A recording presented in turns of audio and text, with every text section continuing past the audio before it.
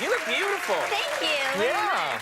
I like your hair and everything. I was noticing how much I liked your suit. You like my suit? I was watching back there. Really? I have nothing to do with it. They literally have a gun that shoots this on me before the show. I don't know how to dress. Every day you just stand there. I stand there completely naked, and they fire a gun at me, and I'm completely dressed. It's so convenient. Well, thank you. Yeah, I like it. I like it. Now, I got to ask you, the Oscars just a couple of days ago, did you attend the Oscars? No, I watched them from home. Okay, now, were you happy with the films that were nominated? Because that can get very controversial, and you're in the movie business. What did you think? Was there a movie missing that you wished had been nominated? Well, I thought that this year there was a category missing. I think I'm so glad that Daniel Day-Lewis won, because I think he's amazing. Absolutely insanely amazing, yeah. But, yeah, I mean, incredible. Yeah. But, I mean, Viggo did some naked fighting. Viggo Mortensen? I don't know if you've seen the naked fighting. Who saw the naked fighting? I didn't see the... I mean, it's insane. What? He does... How does this happen? How is there naked fighting? Someone comes in to kill him in a steam room, and he's naked. Right. And then there's, like, blood and fighting, and it goes on for, like, a full, 5 minutes, and he's just naked. And I mean, knowing from, doing fight scenes or seeing how long things take to film, I mean, he would have had to be, just buck-ass naked for, I don't know, 2 weeks, a week and a half. Right. That's a long time. And they spray you down with stuff, and then they put blood on you. What do they spray you down? Oh, you know, wet you so that you look like you're in a steam room kind of thing. Yeah. And then, on tile, and who knows, it could have been cold or warm. I mean, there's so many elements. There's an easy way to find out. There are just so many elements involved that it's a very, very strong choice to As go a with guy, I mean, you're naming just some of the problems, but fighting naked in general would be uncomfortable. Right, you know, that's if what I'm there's high saying. kicking and stuff.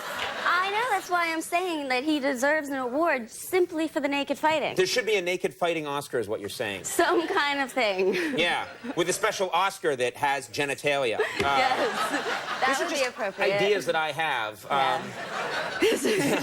You know, you've been coming on the show since the very beginning, since 1993. You've been coming on the show, and I've always been impressed with, you're very well spoken, and I was talking to someone today, and they said that you weren't allowed to watch TV growing up, that you were encouraged to read instead. Yeah, we weren't really, we were only allowed to watch The Cosby Show once a week.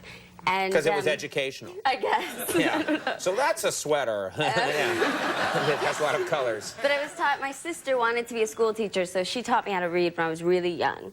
And then there are 4 kids, so my parents were kind of busy, and we read to ourselves a lot. So I kind of would look up words and not hear them read to me, so I would think that they're pronounced other ways, and stick with that pronunciation. So. I always, every time someone says chaos, I think Chahos, because that was, and I really thought, Chahos. I really thought it was Chahos until I was like 11 or 12, and my mother was picking me up from school, and there were kids everywhere in buses, and I was like, God, it's utter Chahos out here. And my mother just cracked up hysterically, and she was like, do you mean chaos? Yeah. And, yeah. I would have just stuck with, no, Chahos. Well, I did. I was sure that there were 2 ways of pronouncing it, and my way was okay. The big way out is, I've heard it both ways. That's what you say in that, you know, if you mispronounce, Massachusetts. That's not it. Oh, I've heard it both ways. It's like, no, you haven't. Well, what do you like to read now? What kind of things do you like? Right now, I'm reading, well, I've been reading a lot of magazines because I've been doing a lot of traveling, but they don't always have my favorite magazine because I love Psychology Today. What? It's like my geeky... You say that like, you know, the magazine everyone loves, Psychology Today. Well, I love it. I love it. It's a great... I mean, it's kind of like my geeky, you know, guilty pleasure. Right. And they never have it at airports, so now I'm starting to read it online. And they really have some interesting stuff on there. Like what? Well, the last article I read was all about how we choose our mates based on, the way we really smell. Because you're really smelling somebody's immune system, and you're smelling the opposite immune system to yours, so that together, filling in the holes, you would create a child with, the perfect immune system. I mean, I mean, if that's happening, it's happening on a very subconscious level. Well, yeah, that's what they're saying. Because I didn't, like, smell my wife's head, you know, when I met her. No, they're saying it is subconscious. Okay. But they are saying that, that one of the main complaints that they hear from women in marriage, in couples counseling is, I just hate the way he smells.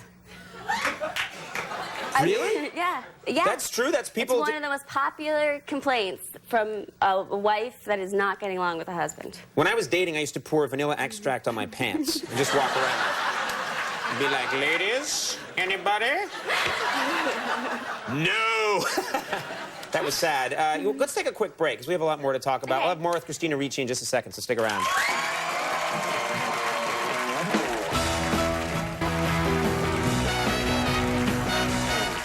Yes, it is.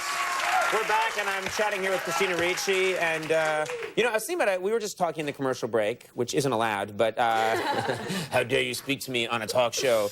But, you've managed so many different roles in your career, and I was starting to think, is there something that you haven't done? Is there a role that you haven't been able to play at this point that you thought, man, I wish I could do that? Well, I just did Speed Racer, and there's a lot of action and fighting in that. So Who plays Speed Racer? Emil Hirsch. Okay, okay. And there was a lot of action and fighting, and I really got into it. Like, my proudest moment was when I managed to pick up a gun mid-cartwheel. I was so proud of myself. I thought that stuff was like lands and aim. Really? I thought that was like CGI stuff. No, you have to learn how to do it unless you want to be embarrassed and your stunt double goes in for it. Right. So I learned how to do it. I was really excited. So after that, like ever since then, I've been kind of into the idea of being like an action star. You want to be an action star? Kind of. I mean, I'm a little too small to really be a reasonable action star, but I figure I could be like a spy because it would be good to be small if you're a spy. Why? Why is it good to be small if you're a spy? Well, because I can fit into small spaces. No, really, because... I'll be in a room, right? And if I'm bored in a room, sometimes I think about, like, the worst thing that could happen, and what if we all got trapped in here? And I bet you, out of everyone in here, I would be the one sent through the air vents to go get help. Right, right. That would be me. Yeah. I just don't know if that would be the best action movie if like, an hour and 20 minutes of it was you, like, hiding in a duct. They do a lot of that stuff. Yeah, yeah. I bet they could, I mean, I could do other things, too. Right, right. But it would be mostly crouching and hiding. The croucher. A lot of crawling. Yeah. I mean, I do a really good army crawl. Oh, good. Yeah. Good. No, it's not going to happen. I'll talk to some people. I'll see what I can do. I also want to play a cop. You want to play a cop? Yeah. That I would like to play. Years ago, when I got like some extra work one day, and they just wanted me to, because I'm Irish, they just wanted me to be a policeman in the background, and they dressed me as a cop, and I was just supposed to stay in the background, and on my lunch break, I just went out and started walking around and telling people, like, move it along, you know, all right, you, move it along, and I don't know why I made myself a leprechaun, but it was fun. It's fun to have that authority. Yeah, well, I just want the uniform. I want to have that uniform. Okay. And like the whole belt and like, you know, a cop. You know. You can buy one. I know. But I think that maybe when you're small, right, the whole idea of like looking like an authority figure is very attractive. Right. Well, you could be in the movie Crouching Cop. Hides for a long time and then quietly arrests you. Well, let's talk about this new film, Penelope. This is a very interesting movie. I don't want to, 'cause it's a little bit complicated. It's kind of a modern-day fairy tale. Yes, it is. Penelope is a girl who comes from a very wealthy, aristocratic family, a very famous family, and there was a curse put on the family 5 generations ago. The next baby girl would be born with the nose of a pig, and they didn't have girls, and then finally they have a girl, and it's Penelope, and she's got the nose of a pig. And the only way to break the curse is for someone of her own kind to love her. So Catherine O'Hara, who plays my mother, is desperately trying to match her up with someone. They faked her death in the beginning to avoid the paparazzi and tabloids. And basically, she's been kept inside for 25 years. And she's a secret, yeah. Yeah, she kind of dates through a two-way mirror. One-way mirror? Two-way mirror? What are those? Was it the one? Well, the one in this, I think you can each see each other, so it's two-way. Okay, yeah. And when she reveals herself, most of them run screaming. And so she's had, like, you know, a lot of this, years of this, with men screaming. It's not nice. Guys, don't scream. No. Let's take a look at this clip from Penelope. Do you think I showed your father my mole on our 3rd date? No, dear. know I had the good sense to wait until after we were married. I didn't show him my mole, Mother. I showed him my face.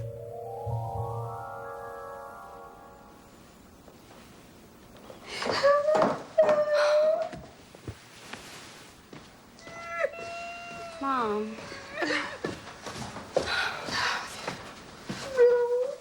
Oh, sweetheart.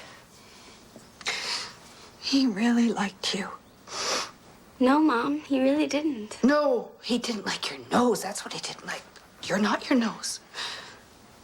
But it is my nose. No, it's your great-great-great-grandfather's nose on your father's side. He did this to you, to us. But you are not your nose.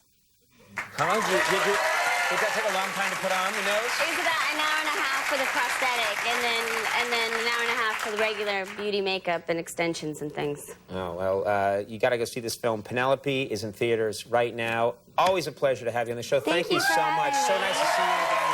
Christina Ricci, Jason Sudeikis from Saturday Night Live coming up. We'll take a break. We'll be right back.